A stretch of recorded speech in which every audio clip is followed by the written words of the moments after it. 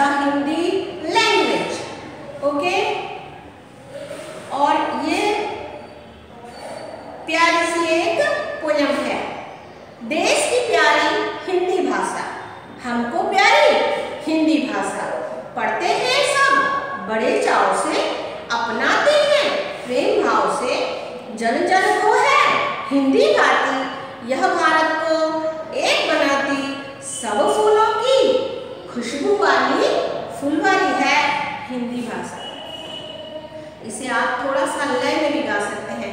देश की प्यारी हिंदी भाषा, हमको प्यारी हिंदी भाषा, पढ़ते हैं सब बड़े चाव से, अपनाते हैं प्रेम भाव से, जन जन को है हिंदी भाती, यह भारत को एक बनाती, सब फूलों की खुशबू वाली फुलवारी है हिंदी भाषा।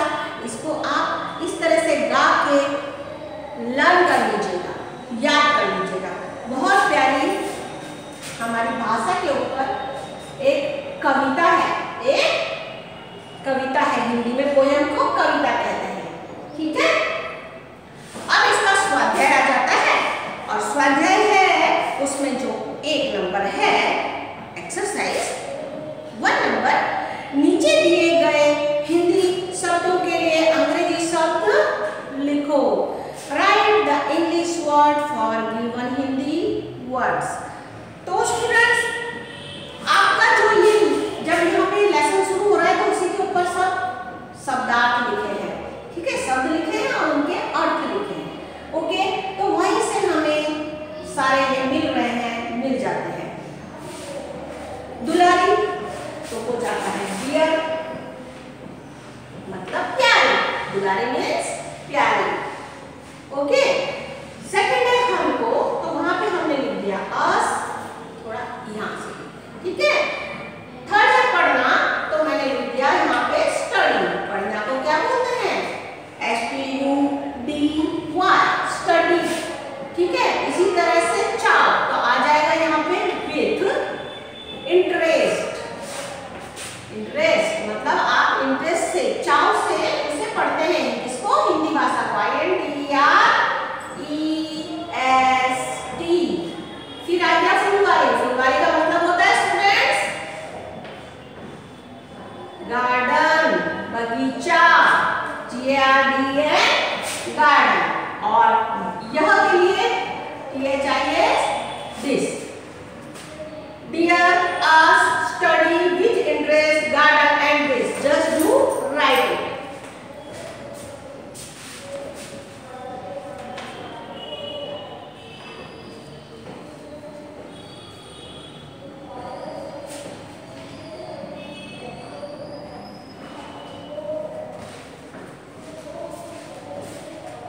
आई होप आपने लिख लिया होगा, और अब मैं 2 नंबर के प्रश्न पे जा रही हूँ।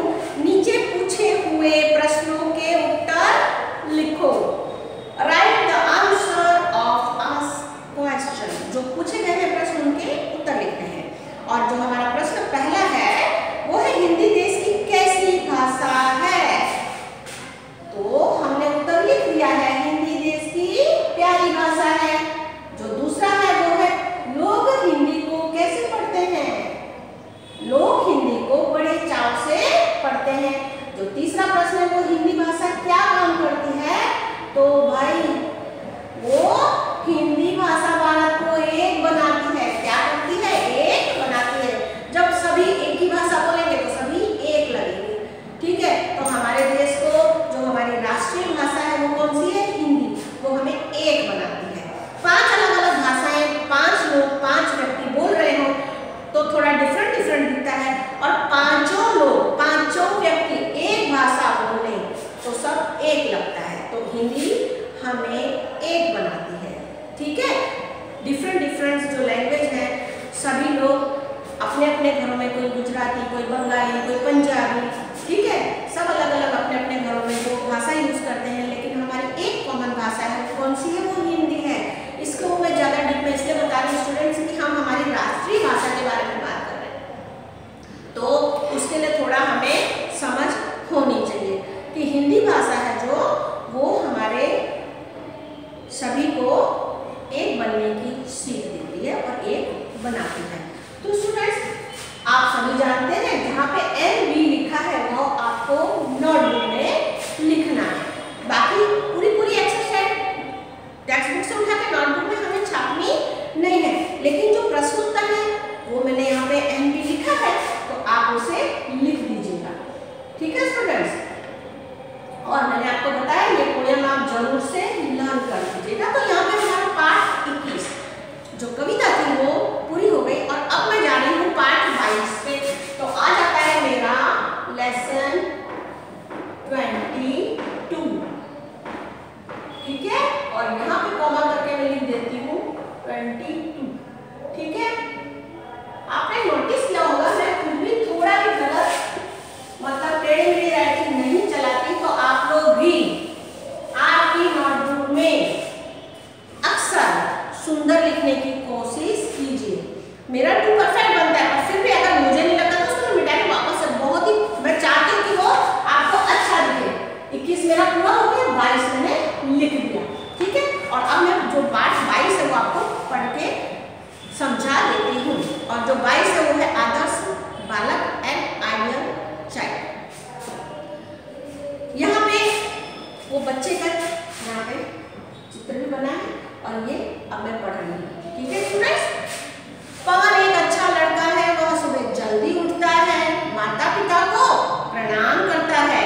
प्रणाम करना मतलब पैर छूना या हाथ जोड़ के सिर झुका के प्रणाम करना। आप ऐसे भी कर सकते हैं प्रणाम, दोनों हाथ को जोड़ के और सिर झुका के, और अपने मम्मी पापा के, अपने मम्मी पापा में हिंदी में माता पिता उनके पैर छू के, जो हम छूते हैं और छू के सिर झुका के करते हैं उसे हम प्रणाम करते हैं। ठीक है, तो जो पवन है वो माता पिता को प्रणाम करता है, रोज सुबह ब्रश से दांत स्वच्छ करता है।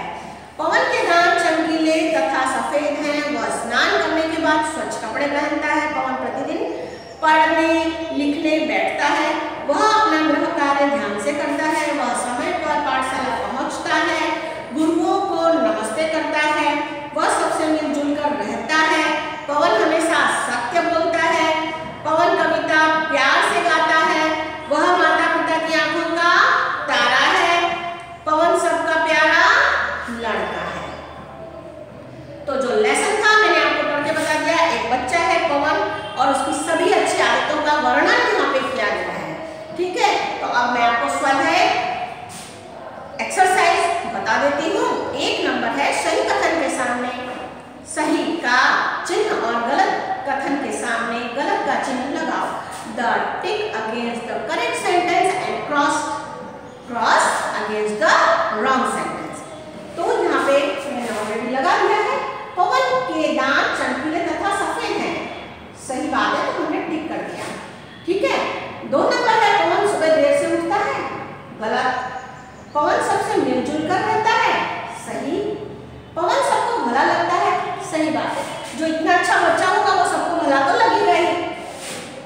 पवन को हमेशा झूठ बोलने की आदत है, गलत, वो हमेशा सही बोलता है। तो यहाँ पे 1 2 3 4 हिंदी में लिखती हूँ नंबर, और 5 1 2 3 4 5। तो पहला है सही, दूसरा गलत, तीसरा सही, चौथा सही और 5वां गलत। ठीक है, आप ये कीजिए।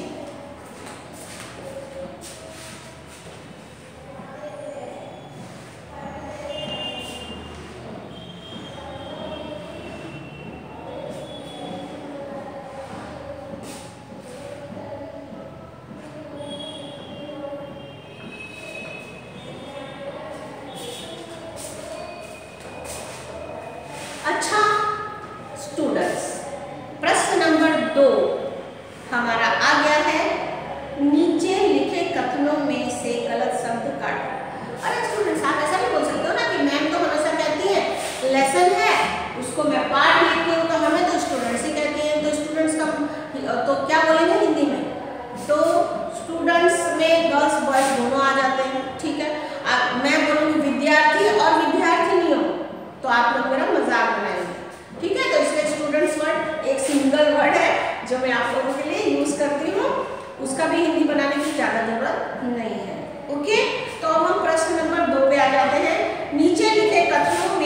गलत शब्द काटो। सेंटेंस दिया है और उसमें जो रॉन्ग वर्ड है वो हटा देना है। Strike out the wrong word from the given sentence.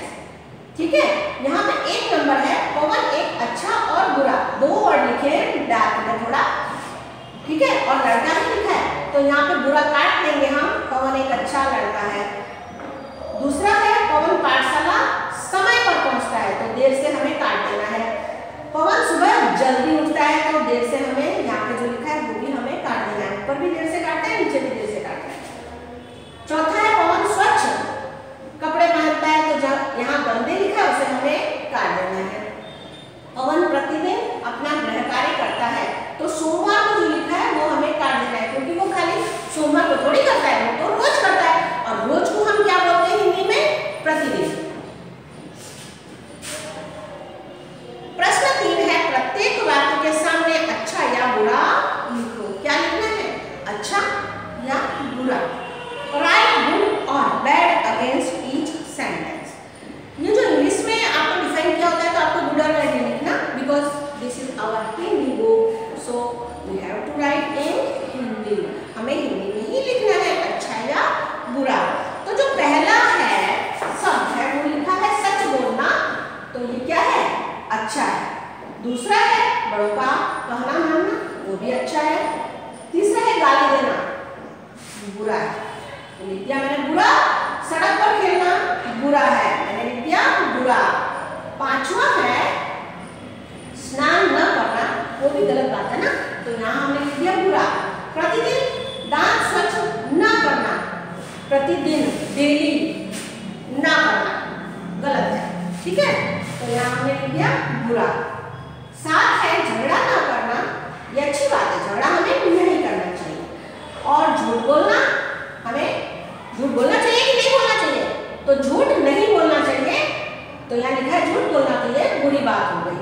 गृह कार्य नियमित करना, जो आपको होमवर्क देते हैं वो आपको रेगुलर करना, तो वो अच्छी बात है, तो मैंने लिख दिया यहाँ पे अच्छा।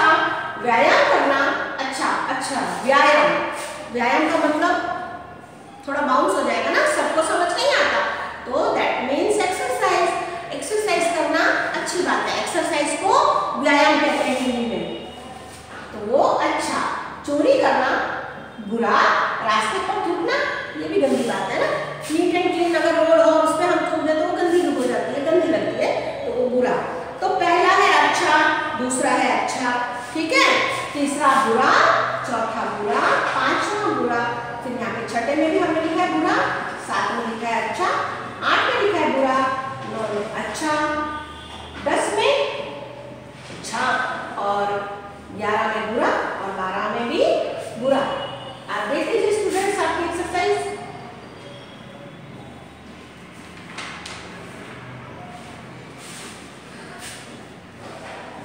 आज हमने पाठ 21 हिंदी भाषा, द हिंदी लैंग्वेज, और पाठ 22 आदर्श बालक एंड आइडियल चाइल्ड, जिसका नाम पवन था, ठीक है, उसके बारे में, उसके विषय में हमने पढ़ा था।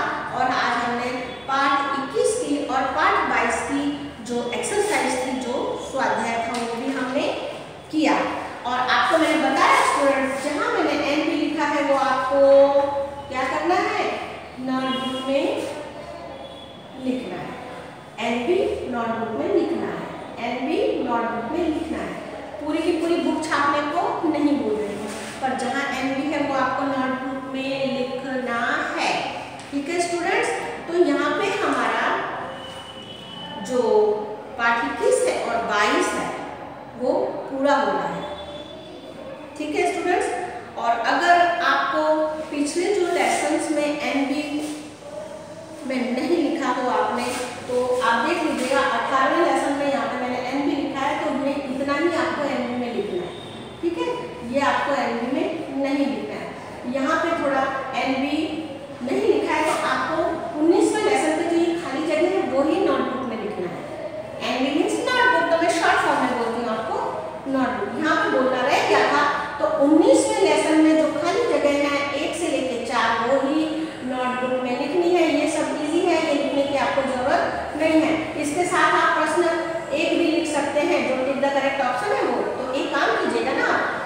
19 में आप 1 और 2 आपकी जो नोटबुक है, ठीक है, उस पर आप लिख दीजिए आपकी कॉपी में।